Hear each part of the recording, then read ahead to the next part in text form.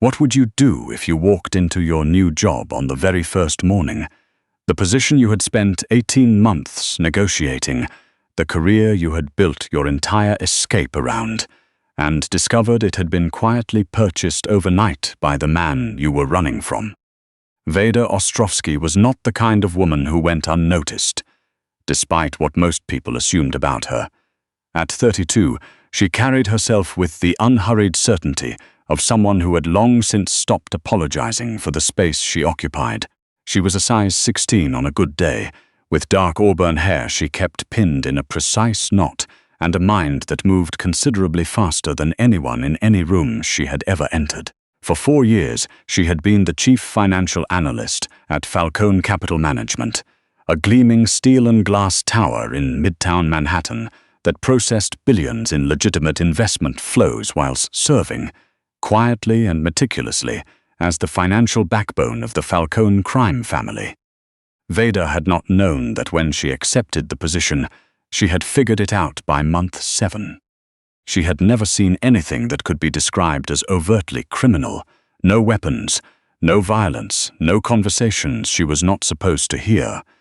But numbers did not lie, and Veda spoke fluent numbers. She saw the shell companies nested inside other shell companies. She saw the wire transfers that cleared at precisely the wrong time of night to be legitimate business. She saw the quarterly reports that made mathematical sense only if you accepted certain inputs that no ordinary investor would ever generate. The architecture of it was almost elegant, which made it worse. Ciro Falcone was the reason she stayed for 3.5 more years after she worked it out. Not because she was afraid of him, although in retrospect she probably should have been. Ciro was the kind of man who occupied a room the way a weather system occupies a coastline, total, inevitable, with no particular interest in your opinion of his arrival. He was 41, lean and dark-eyed, with the posture of someone who had never once in his adult life waited for permission to do anything. He ran 2 legitimate corporations and 1 empire that existed in the gray space between legality and consequence. He spoke quietly in meetings. He spoke very quietly when he was angry. Veda had learned early on that the softer his voice dropped, the faster everyone else in the room needed to be thinking about their exits. He had never once spoken softly to her. She stayed because the work was genuinely exceptional, and because, if she was being forensically honest with herself, Ciro Falcone had never treated her like anything other than the sharpest person in his organization. He didn't manage her. He didn't second-guess her models or suggest that maybe she had missed something obvious. When she walked into his office with a projection or an audit or a discrepancy flagged in red, he listened. He asked 2 or 3 questions that revealed he had understood everything she said, not just the surface of it. Then he acted without delay. It was the purest professional respect she had ever been given, and it came packaged with the genuine moral catastrophe of organized crime. The breaking point arrived at 11:47 p.m. on a Thursday in early March. Veda had been running a routine reconciliation when she found it.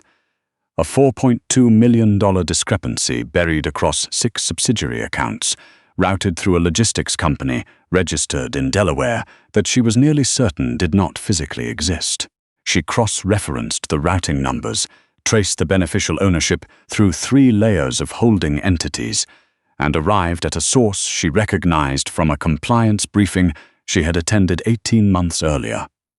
Anton Beloff, the head of a Miami-based operation with a documented history of using financial cutouts to move revenue from sources that did not bear examining too closely. This was not Falcone money she was looking at. This was someone else's money, moving through Falcone infrastructure, without, she was almost certain, Ciro's knowledge or consent. She sat in the pale glow of her dual monitors for a long time.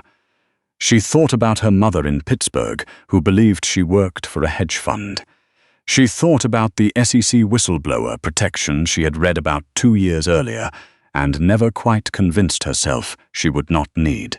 She thought about the standing offer she had received from Meridian Group, a legitimate Manhattan consulting firm that she had been declining for 18 months out of a combination of professional inertia and something else she had never been willing to examine directly. At 8 the following morning, she called Meridian's managing partner. She accepted the offer. She gave herself exactly 30 days. She drafted her resignation letter that afternoon, printed it on Falcone capital letterhead, which felt like either irony or courage. She could not quite decide which, and walked it directly into Ciro's corner office at 4:15 p.m. He was standing at the floor-to-ceiling window that looked out over Fifth Avenue, a coffee cup in one hand and his phone in the other. He finished his sentence into the phone before he turned around. That was Ciro. He always finished the sentence. "You're not on my calendar," he said, not unkindly. "I know." She crossed the office and placed the envelope on the edge of his desk. "That's my formal resignation. 30 days' notice, which is more than the contract requires. I've already started organizing the transition files." The silence that followed was the particular kind Ciro Falcone deployed like a precision instrument, long and held with absolute intentionality. He looked at the envelope. He looked at her. He set his coffee cup down. "Sit down, Veda." "I'd rather stand." Something shifted behind his dark eyes. He walked to the desk and picked up the envelope without opening it, held it between two fingers as though taking its measure. "You've been offered something else," he said. It was not a question. "I've been offered something different." "Meridian Group." He said it without inflection, which meant he already knew. Of course he already knew. "Yes." Ciro set the envelope back on the desk and moved around it, stopping close enough that she had to hold herself deliberately still. He had a quality she had never been able to fully name, not threatening, exactly, but absolute. Like a closed door you already understand will not open regardless of how you approach it. "You found the Belov transfers," he said. The air went out of the room. She stopped. There was no point in denying it. He would know, yes. "And you believe leaving will put distance between you and that knowledge." "I believe leaving is the correct decision regardless of what I found," she said. Her voice was steadier than she had any right to expect. "I am a financial analyst, Ciro. Not." She gestured at the architecture of everything surrounding them, "whatever it is that this requires." He studied her face for a long, unreadable moment. His jaw tightened once. "I won't accept the resignation," he said. "It isn't a request," Veda said. She had rehearsed this. "It's a notification. 30 days." She turned and walked out. She was 3 blocks from the building before her hands started shaking. The following 24 days settled into a strange, pressurized quiet. Ciro reviewed no fewer than 4 replacement analysts that HR presented to him. He dismissed all of them before the second round of interviews without offering specific explanations.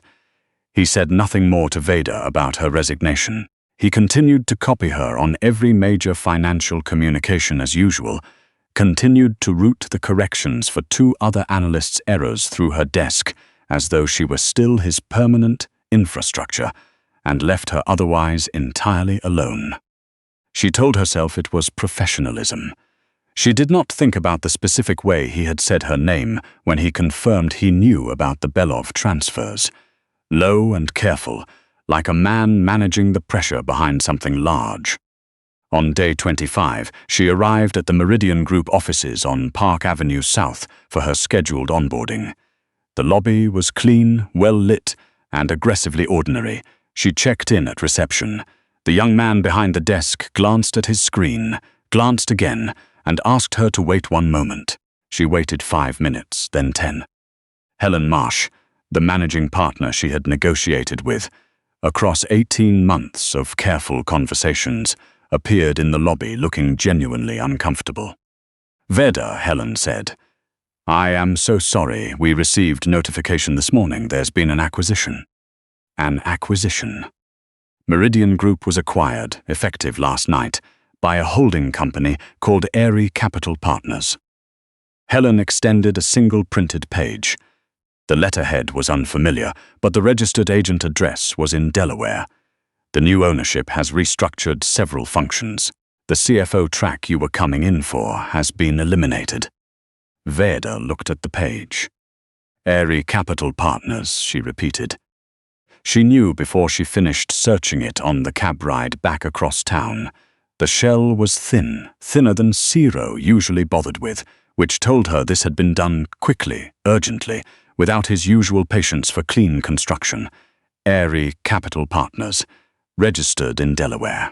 Parent entity, a Luxembourg trust. Beneficial owner, an investment vehicle she had built the compliance filing for herself 8 months prior.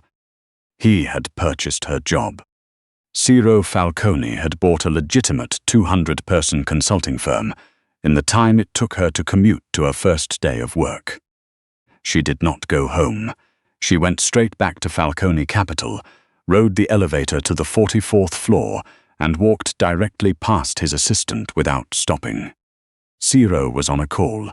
He ended it the moment she came through the door. She held up her phone, Airy Capital's registration record visible on the screen. Explain this.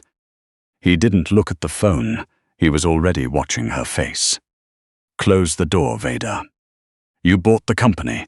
Her voice was completely flat, which was its own kind of fury.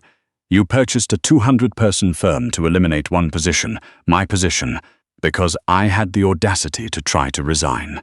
She stepped forward. You do not get to do this. I am an employee, not an asset you own. You are not safe, he said. The words stopped her entirely. He stood slowly, and he looked, for the first time in 4 years, like a man carrying something he had not adequately prepared for, not exhausted. Something more contained than that. The look of a person who has adjusted their entire posture around a weight they have been carrying for too long. The Belov transfers you found. He did not route that money through my infrastructure by accident. Ciro came around the desk, and this time he kept his distance, which was somehow worse than if he had crowded her. He was testing, looking for leverage for a vulnerability in my financial operations he could exploit against me. A pause. He found you instead. Veda went cold. What does that mean exactly? It means his people have been conducting surveillance on this building for 6 weeks. It means that 3 days after you submitted your resignation, his operation began pulling your personal records, your home address, your morning commute, the gym you go to on Tuesday mornings off West 23rd. His voice had dropped entirely, not to the dangerous register she knew, but to something she had never heard from him before. He knows you can read his money. He knows you are stepping outside my protection. He will not wait long once you are no longer inside this building's security perimeter. The room was absolutely still. So you bought my escape route, Veda said slowly, to keep me here as what, a hostage with a salary? As someone who is still breathing in 6 months. The word landed without drama. That was the thing about Ciro. He never performed. I can protect you within this organization. I cannot protect you at an address Belov's people have already mapped and timed. She looked at him for a long moment, and then, because she was Veda Ostrowski, and her mind went where the data pointed regardless of whether she wanted it to, she turned to his desk and pulled up the secondary terminal. He had not revoked her access. Of course he had not. She opened the consolidated logistics ledger. The Belov transfers. It isn't just the $4.2 million, is it? Ciro went very still. I've been running reconciliations on this system for 4 years. I know every normal variance, every standard processing delay, every pattern of how money moves in and out of these accounts. She pulled up 3 months of intake logs and cross-referenced the clearance timestamps. These 4 accounts have clearance windows that are off by exactly 11 minutes on a rotating cycle. That is not a system error. That is someone manually holding a gate open. Ciro moved to stand behind her. She could feel him reading over her shoulder. Someone with clearance override access, he said quietly. And the shift schedule. She pulled the access logs. 3 people in this organization have that specific combination of credentials. You, me. She paused, reading the third name carefully. "And your COO, Edgar Galt." The silence that followed was different in quality from every silence before it. Deeper, colder. She recognized it as the kind that preceded irreversible decisions. "Edgar," Ciro said. He said it very softly. Veda turned in the chair. She knew enough about this man to read the particular stillness that had settled over him, the way a harbor goes glassy before weather arrives from open water. He recently filed a renovation permit on a Connecticut property assessed at 4 times what his compensation structure would support, she said.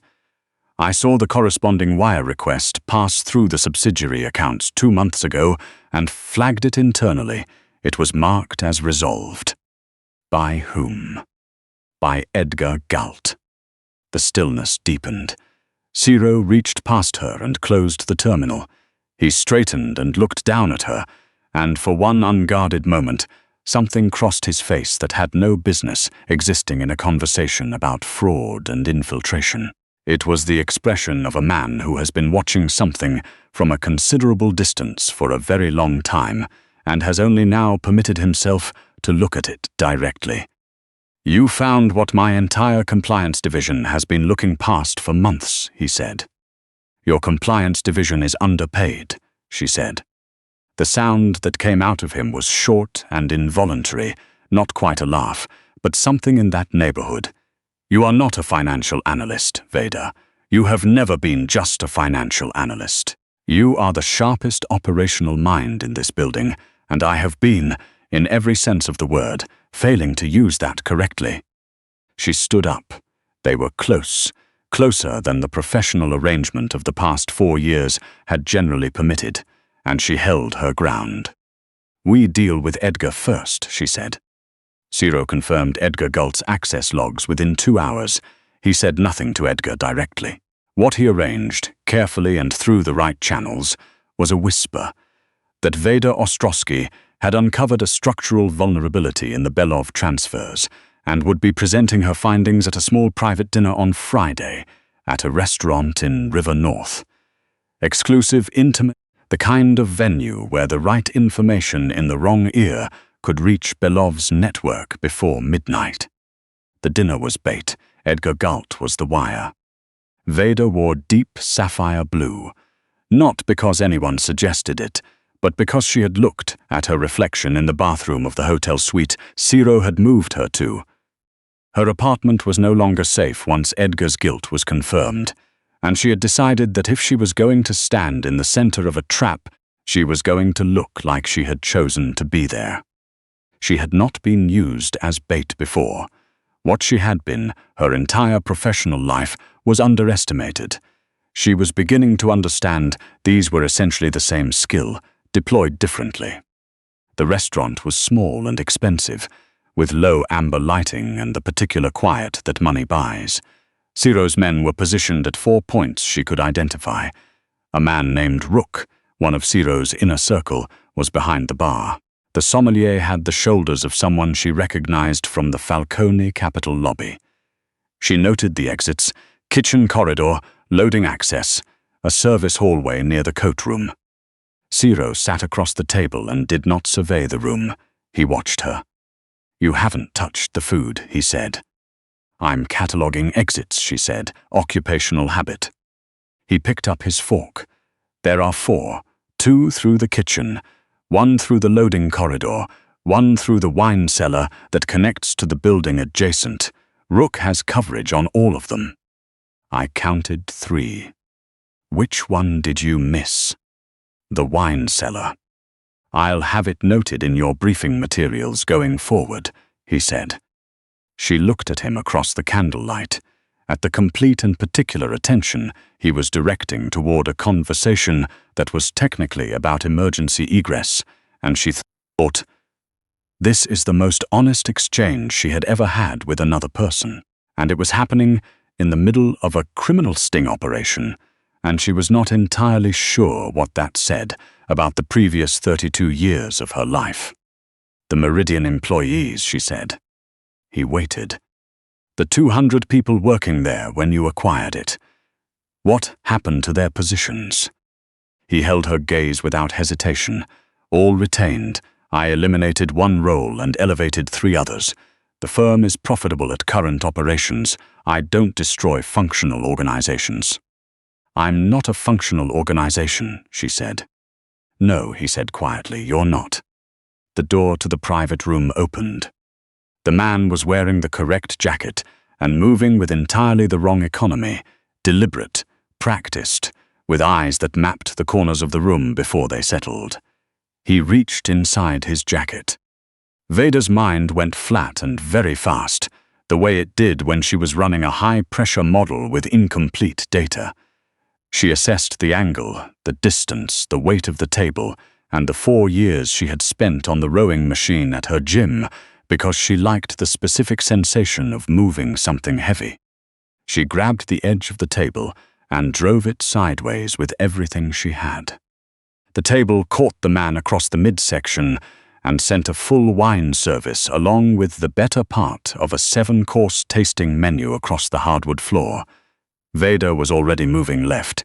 She heard the muffled sound of a suppressed shot and did not look to see where it went. She heard Rook's voice from the corridor, sharp and close. Then it was over, the brief, efficient sounds of a struggle she could not see from behind an overturned table. 30 seconds, perhaps 40, then Rook's voice, completely steady, clear. Ciro's hands were on her arms. She could feel him checking, systematically, quickly, the way you check something that matters to you. I'm fine, she said, I'm not hit. You flipped the table, he said. It wasn't that heavy. He exhaled, long and controlled, the breath of a man returning from somewhere that did not have a simple name. He kept his hands on her arms. Edgar Galt was in custody before they left the building. Ciro sent a message to Anton Belov through the man they detained that evening. She did not hear the precise language. She heard the tone, and she understood that the message was of the kind that did not require follow-up. They drove back across town in silence. Ciro walked her to the door of her suite and stood in the corridor looking, for once in 4 years, like a man without a prepared next move. I owe you an apology, he said, for Meridian, for keeping you in a position that required protection without telling you why it was necessary. You owe me considerably more than an apology, she said. He waited, which was the right response. I am not returning to the analyst role, Veda said. She had worked through this on the drive back, with the adrenaline still running through her system like current through a live wire. I am not your financial liability manager, and I am not the woman you purchased a company to contain. And I am done being the person who knows everything about your operations from the outside of the room where decisions are made. She looked at him directly. I know your infrastructure better than anyone in this organization. I know where the vulnerabilities are. I know how money moves and where it stops, and what the gaps in the timing mean before your security division has finished reading the report. Tonight demonstrated that I can do that work under conditions your analysts have never been asked to manage. A breath. I want a chair at the real table. COO, full operational authority, full information. Not the version of this organization you have permitted me to see. The complete version. Ciro Falcone looked at her across the corridor of a hotel he was paying for. In a city he largely controlled, with the evidence of her competence still rearranging itself in a River North restaurant, and something in him settled, not softened. She did not want softened. Settled. Like a man who has been anticipating a specific negotiation for longer than he intended, and is relieved to finally be sitting across the table from it. The compensation requirement, he said, will be significantly higher than your current structure. Yes, she said, it will. He took one measured step forward. He reached out and tucked a loose strand of hair back from her face. The gesture was deliberate and unhurried, and she let it happen because she had been letting it not happen for 4 years, and she was tired of the alternative. You identified my traitor from a ledger I had 30 other people reviewing, he said. You moved a 300-pound table in under 4 seconds. You stood in that room knowing you were the target, and you did not flinch once. His voice was very quiet. "I bought Meridian because I panicked. I want you to understand that I do not panic. It has not happened before in my adult life." He held her gaze. "I will not apologize for the instinct behind it. I will absolutely accept every term you are prepared to set." "Good," Veda said. She put her hand on the door. "Veda." She looked back. The corner of his mouth moved, not quite a smile, but the architecture of one. The Meridian acquisition. "The firm turns a genuine profit at current operations. I intend to keep it running." She considered this for a moment. "I want final approval over the CFO hire." "Naturally," he said. She went inside. She stood with her back against the closed door in the dark for a moment, thinking about the specific mathematics of a situation in which a man had purchased an entire consulting firm in a moment of panic, retained 200 jobs without being asked, and was now preparing to hand her co-authorship of an empire, all because she had been too stubborn to stop seeing what the numbers actually said. She thought about her mother in Pittsburgh, who thought she worked for a hedge fund. That part of the conversation was going to be complicated. But Veda Ostrowski had always been exceptional at complicated. That, more than anything, was the whole point.